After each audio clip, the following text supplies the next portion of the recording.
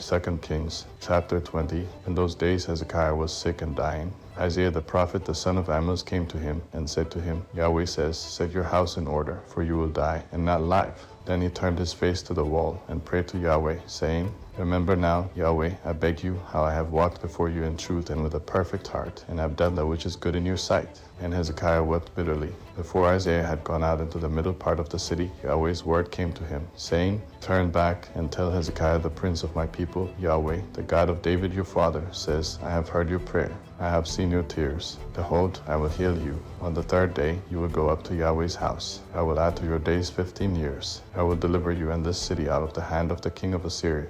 I will defend this city for my own sake, and for my servant David's sake. Isaiah said, Take a cake of figs. He took and laid it on the boil, and he recovered. Hezekiah said to Isaiah, What will be the sign that Yahweh will heal me, and that I will go up to Yahweh's house the third day? Isaiah said, This will be the sign to you from Yahweh, that Yahweh will do the thing that he has spoken. Should the shadow go forward 10 steps, or go back 10 steps? Hezekiah answered, It is a light thing for the shadow to go forward 10 steps. No, but let the shadow return backward 10 steps. Isaiah the prophet cried to Yahweh, and he brought the shadow 10 steps backward, by which it had gone down on the sundial of Ahaz. At that time Berodach Baladan the son of Baladan, king of Babylon, sent letters and a present to Hezekiah, for he had heard that Hezekiah had been sick. Hezekiah listened to them and showed them all the storehouse of his precious things, the silver, the gold, the spices, and the precious oil, and the house of his armor, and all that was found in his treasures. There was nothing in his house or in all his dominion that Hezekiah didn't show them. Then Isaiah the prophet came to King Hezekiah and said to him, What did these men say? From where did they come to you? Hezekiah said, They have come from a far country, even from Babylon. He said, What have they seen in your house? Hezekiah answered, They have seen all that is in my house. There is nothing among my treasures that I have not shown them.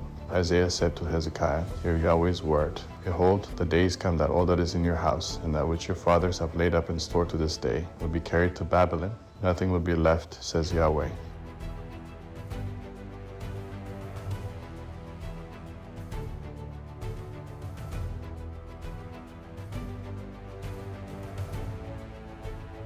Then Hezekiah said to Isaiah, Yahweh's word which you have spoken is good.